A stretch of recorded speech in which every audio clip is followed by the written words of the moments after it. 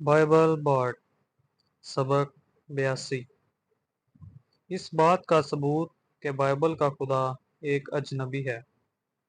مقصد: ہیلو اور اچھا دن۔ یہ بائبل بارڈ ہے۔ ایک بارڈ ایک کہانی سنانے والا ہوتا ہے جو کسی خاص زبانی روایت سے وابستہ روایتی عبارتوں کی تلاوت کرتا ہے۔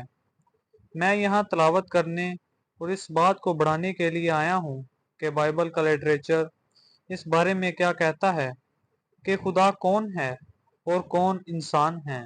سبق: یہ وہ جگہ ہے جہاں ہم آج ہیں۔ بائبل کا خدا کسی بھی چیز کی طرح نہیں ہے جو آپ نے کبھی کسی فلم میں دیکھا ہو، کسی کتاب میں پڑھا ہو یا کسی دوسرے ادب میں دیکھا ہو۔ اس پوڈ کاسٹ میں نقل کی گئی بائبل کی آیات اور خدا کی تفصیل سننے کے بعد آپ خوفزدہ ہو سکتے ہیں۔ یہ ایلین خدا کسی اور کہکشاں میں زیادہ دور نہیں ہے۔ یہ اجنبی خدا موجود ہے اور آپ کو دیکھ رہا ہے۔ اگلے فراہم کردہ نصوص کے مطابق، لیکن اس سے پہلے کہ ہم اس تک پہنچیں، بائبل بیان کرتی ہے کہ اجنبی کی نوعیت کیا ہے۔ استثنا 4:6 بیان کرتا ہے: اے اسرائیل سنو، خداوند ہمارا خدا خداوند ایک ہے۔ تبصرہ: یہ اور بہت سے دوسرے صحیفے صرف اس بات کا اعلان کرتے ہیں کہ خدا ایک ہستی ہے، دیوتاؤں کا کوئی پینتھیون نہیں ہے۔ یہاں دو دیوتا نہیں ہیں جو ایک دوسرے کی کشتی میں برتری کے لیے مخالف کرتے ہیں۔ صرف ایک ہی خدا ہے جسے بائبل ہر چیز کی تخلیق کا سہرا دیتی ہے، جو خدا نہیں ہے۔ پھر بھی بغیر کسی تضاد کے خدا کی فطرت کا انکشاف یسایہ 16:48 میں پھیلتا ہے: میرے قریب آؤ اور سنو، پہلے اعلان سے میں نے چھپ کر بات نہیں کی۔ جس وقت یہ ہوتا ہے میں وہاں ہوں، اور اب قادر مطلق نے مجھے بھیجا ہے، اپنی روح سے نوازا ہے۔ میرے قریب آؤ، یہ سنو، میں نے شروع سے پوشیدہ بات نہیں کی جب سے یہ تھا۔ وہاں ایک ہے اور اب خداوند خدا اور اس کے روح نے مجھے بھیجا ہے۔ تبصرہ: یہاں عبرانی صحیفوں کی اس آیت میں ایک ابدی شخص بیان کرتا ہے کہ وہ خود مختار رب اور اس کی روح کی طرف سے بھیجا گیا ہے۔ میں کیوں کہتا ہوں کہ بولنے والا ازلی انسان ہے؟ کیونکہ جب آپ بولنے والے کا نام معلوم کرنے کے لیے متن میں پیچھے جاتے ہیں تو وہ عبرانی صحیفوں کا یہوہ ہے۔ بلا شبہ نیا عہد نامہ بہت واضح ہے۔ عبرانی صحیفوں پر تعمیر کرتے ہوئے یونانی صحیفے اس خدا کے بارے میں مزید انکشافات شامل کرتے ہیں۔ میتھیو 19:28 ایک خدا کے 3 اجزاء کی فہرست دیتا ہے: اس لیے جاؤ اور تمام قوموں کو شاگرد بناؤ، انہیں باپ اور بیٹے اور روح القدس کے نام سے بپتسمہ دو۔ میتھیو 3:16-17 آیت۔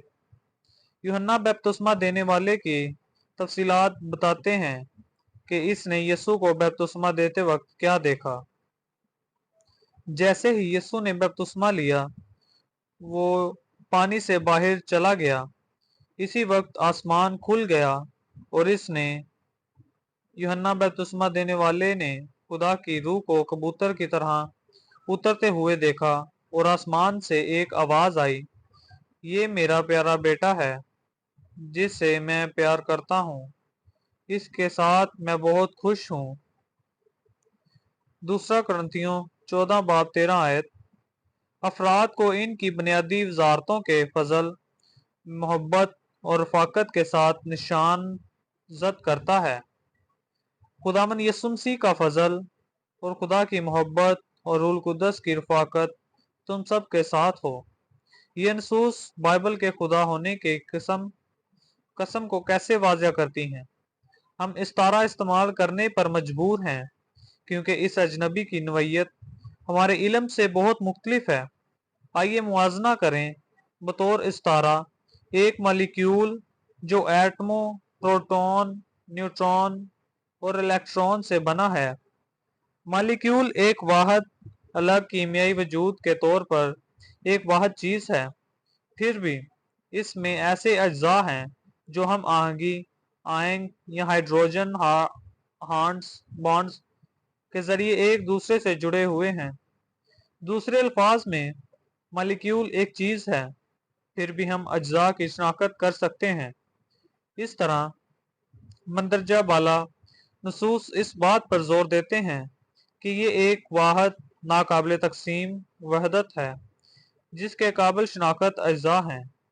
ये एक में तीन खुदा नहीं है, इसके बजाय ये तीन में एक खुदा है। एक बहुत ही अजीब मखलूक, एक अजनबी, और आप और मेरे बरक्स। बहस। ये वजूद बाइबल के मुताबिक इंसानों ने देखा और सुना है। खरूज 9 बाब 24 आयत में मतन एक मुलाकात की वजाहत करता है जब 74 लोगों ने इसे देखा। मूसा और हारून, नदाब और अबीहो और इसराइल के 70 बुजुर्गों ने ऊपर जाकर इसराइल के खुदा को देखा। इसके पैरों के नीचे कोई ऐसी चीज थी जो लापिस लाजोली सी बनी हुई थी, आसमान की तरह चमकदार नीला था। तबसरा। जी हाँ, ये अदब है, इसलिए इस इबारत को मुंजर कशी देखने वालों के तजर्बे का कुछ एहसास फराहम करती है। एक और जगह मूसा खुदा से कहता है कि वो इसे ज़ाहरी तौर पर देखना चाहता है। खरूज 18 बाब उसके 23 से 33 आयत पढ़ता है। तब मूसा ने कहा, अब मुझे अपना जलाल दिखा। और खुदावन ने कहा, मैं अपनी तमाम भलाइयां तेरे सामने पेश करूंगा और तेरे हजूर में अपने नाम यानी खुदावन का ऐलान करूंगा। मैं जिस पर रहम करूंगा इस पर रहम करूंगा, और जिस पर रहम करूंगा इस पर रहम करूंगा। लेकिन इसने कहा, तुम मेरा चेहरा नहीं देख सकते, क्योंकि कोई मुझे देख कर जिंदा नहीं रह सकता। तब खुदावन ने कहा कि मेरे नजदीक एक जगह है जहां तुम चट्टान पर खड़े हो सकते हो। जब मेरा जलाल गुजर जाएगा तो मैं तुम्हें चट्टान के एक शगाफ में डालूंगा और अपने हाथ से तुम्हें ढांपूंगा जब तक कि मैं वहां से ना गुजरूं। तब मैं अपना हाथ हटाऊंगा और तुम मेरी पीठ देखोगे, लेकिन मेरा चेहरा ना देखा जाएगा। तबसरा। एलिया के साथ भी ऐसा ही लम्हा होता है जब एक किंग्स 11 बाब 13 से 19 मैं खुदावन एक गार के पास से गुजरता है। एलिया अंदर खड़ा होता है। जैसे ही खुदा एलिया के पास से गुजरता था, एक तरशद हवा, जलजला और बहसम करने वाली आग महसूस हुई। लेकिन खुदावन इन कुदरती आफात में नहीं था, और आग के बाद एक हल्की सी सरगोशी आई। एलिया ने यह सुनकर अपनी चादर अपने चेहरे पर डाली और बाहर निकलकर दुआ गार के मुंह पर खड़ा हो गया। ये अजनबी किसी किस्म की मखलूक है जो पोशीदा है, फिर भी मुख्तलिफ शक्लों में जाहिर हो सकती है। यूहन्ना 4:24 बयान करता है, खुदा रूह है। रूह क्या है? लूका 24:39 में अपने जी उठने के बाद यसू अपने से कहता है, मेरे हाथों और पांवों को देखो, ये मैं खुद हूँ। मुझे छू कर देखो, बूत का गोश्त और हड्डियां नहीं होती, जैसा कि तुम देख रहे हो कि मेरे पास है। रूहें गैर मादी हैं और इंसानों की तरह इनकी जिस्मानी शक्ल नहीं है, लेकिन एक रूह किसी भी शक्ल में जाहिर हो सकती है जिसे वो इंसानी आंखों से जाहिर होने का इंतखाब करती है। बाइबल अजनबी रूहों और इंसानों के दरमियान इनमें से बहुत से मुकाबलों को रिकॉर्ड करती है। खुलासा। बाइबल के खुदा के बारे में लोगों को क्या परेशान करता है? लोग किसी हद तक एक ऐसी हस्ती को समझ सकते हैं या तस्वर कर सकते हैं जिसके पास तमाम ताकत है या तमाम इल्म है। ये हम अपनी दूरबीनों से देखते हुए कायनात में और इससे बाहर हर जगह मौजूद है। लेकिन जो चीज लोगों को पसंद है नहीं, वो एक अजनबी है जो इखलाकी तौर पर कामिल है और इखलाकी तौर पर कुछ भी गलत नहीं कर सकता। मिसाल के तौर पर इंसानों की बदतरीन कार्रवाई को ले लें, नस्ल कशी, जहां किसी कम्युनिटी, मजहब, नस्ल या नस्ल के हर मर्द, औरत और बच्चे को कत्ल किया जाता है, चाहे इनकी उम्र या इनकी जिंदगी की सरगर्मियां कुछ भी हों। होलोकॉस्ट 1941 से 1945 के बारे में सोचें, जहां नाजी जर्मनी ने 60 लाख यहूदियों और दीगर को कत्ल किया। बोलोडोमोर 1932 जोसेफ स्टालिन ने 3 से 7 मिलियन यूक्रेनियों को कत्ल किया। अर्मीनिया 1915 तो 1923, जहां तुर्कों ने 15 लाख अर्मीनियाई बाशिंदों को कत्ल किया।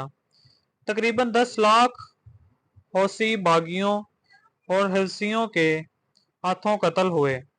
कंबोडिया 1975 था 1979, जहां खमीर रोज ने तकरीबन 2 मिलियन कंबोडियाई बाशिंदों को हलाक किया।